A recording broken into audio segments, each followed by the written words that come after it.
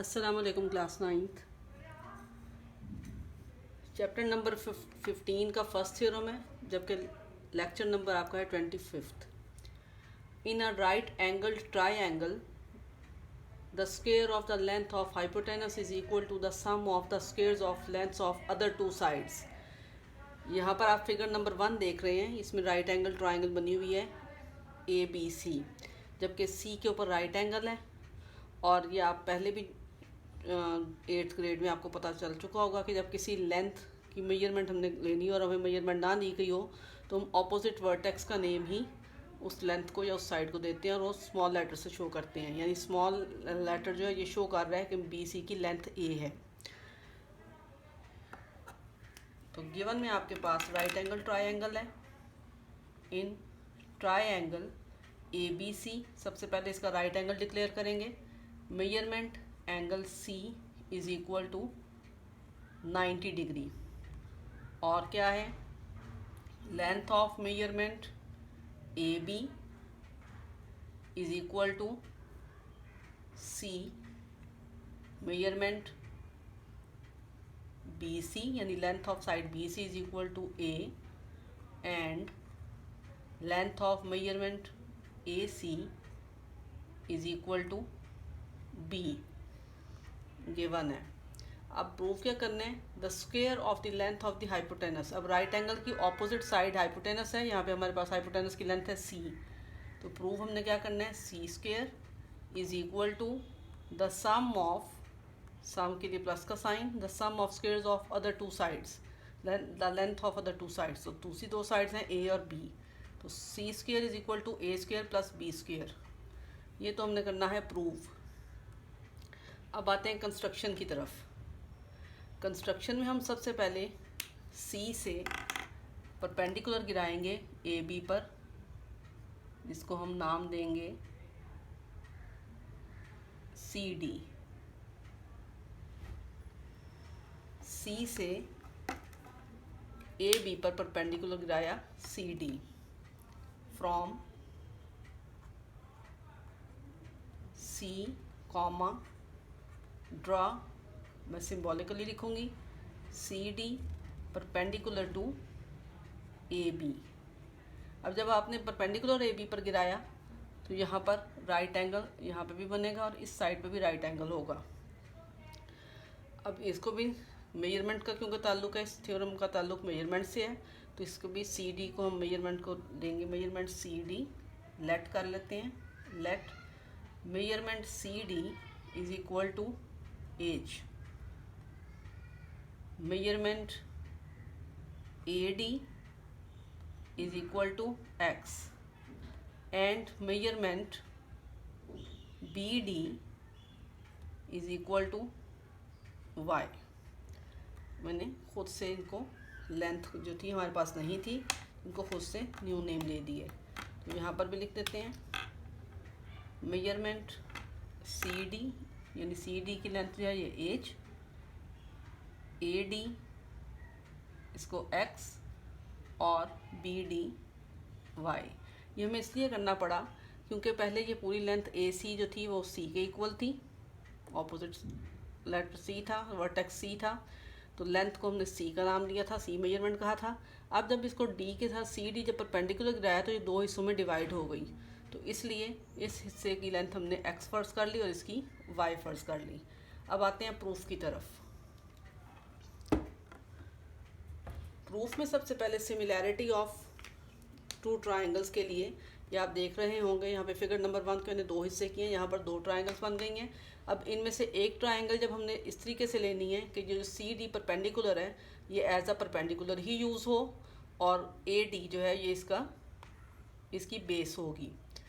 दूसरी फिगर इसी ट्राइंगल से ली है, यानी एक फिगर हमने यहाँ से ली है और दूसरी ट्राइंगल ये ली है। ये दोनों राइट एंगल ट्राइंगल्स बनी हैं।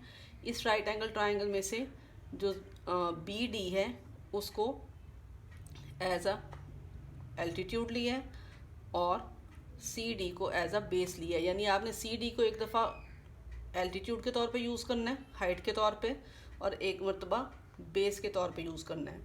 अब हम सिंपली फुल जो ट्रायंगल है, ओरिजिनल ट्रायंगल ABC, इसको कंपेयर करेंगे इसके साथ, इन दोनों ट्रायंगल्स को सिमिलर साबित करेंगे।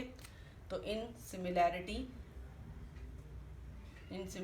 Triangle of triangle ABC, similarity का साइन ट्राइंगल CDA।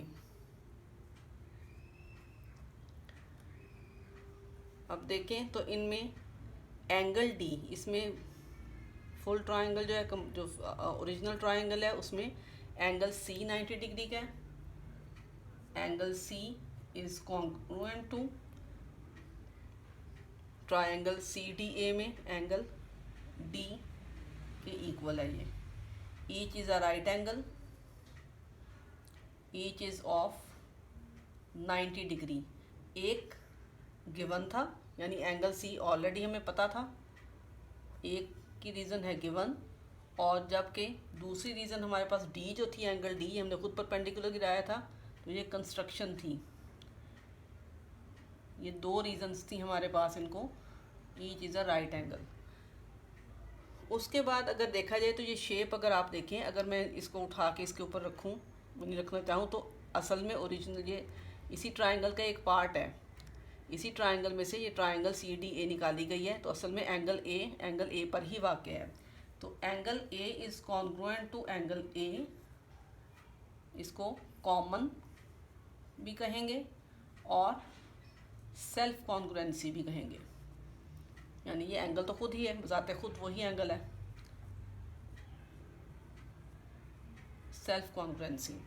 इसी तरीके से उसके बाद एंगल B और एंगल C भी कॉन्ग्रुएंट है। ये कैसे हैं ये भी आपको बताती हूँ। ABC में ये angle B is congruent to angle C, angle C इस ट्राइंगल में, जबकि एंगल B इस ट्राइंगल में। यहाँ पर तो ये हमें पता था दोनों राइट एंगल हैं। अब किसी भी राइट एंगल ट्राइंगल में अगर एक एंगल 90 डिग्री का हो तो बाकी दो का सम भी 90 डिग्री के इक्वल होता है। ये बात तो हम पहले से जानते हैं कि अगर एक राइट एंगल ट्राइंगल हो तो उसमें एक एंगल 90 डिग्री का अगर है तो बाकी के दो एंगल्स का सम भी 90 डिग्री होगा। अब अगर उनमें से फ़र्ज़ करें एक एंगल 30 डिग्री का है तो दूसरा ऑटोमेटिकली 60 डिग्री का होगा। अब अगर दो ट्राइंगल्स के दो एंगल कॉन्ग्रुएंट साबित हो गए हैं, 90 डिग्री वाला एंगल भी और ये वाला एंगल भी, तो इसका मतलब है इसके भी एंगल की मेजरमेंट बाकी 60 डिग्री बची थी और इसकी भी 60 बच गई थी। इसका मतलब ये आपस में एक दूसरे के सप्लीमेंट हैं। दूसरे लफ्ज़ों में ये जो दो बाकी के एंगल हैं ये एक दूसरे का सप्लीमेंट होते हैं, कंप्लीमेंट हैं। ठीक, ये एक दूसरे को कंप्लीट करते हैं, 90 डिग्री के एंगल बनाते हैं दोनों एंगल्स मिलके। 30 डिग्री 60 डिग्री भी हो सकता है, 20 70 भी हो सकता है, कुछ भी हो सकता है। तो बोथ आर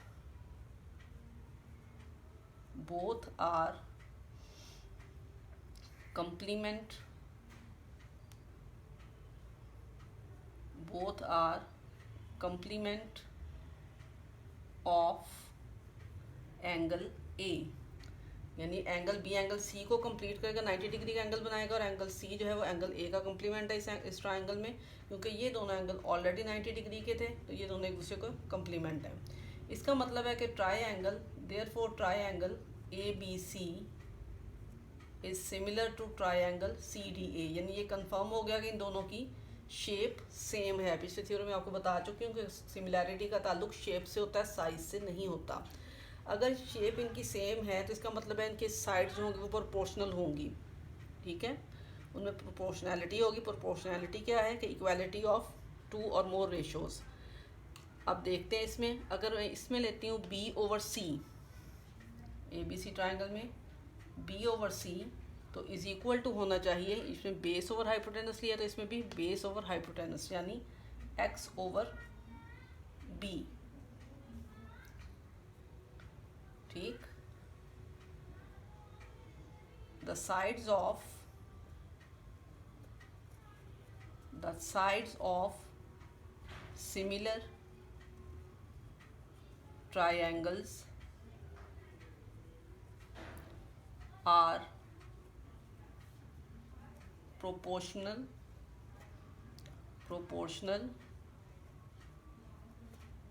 यानी आपस में प्रोपोर्शनल है। और हम इसको ये भी लिख सकते हैं B² is equal to CX, या X is equal to B² over C। It is result number 1.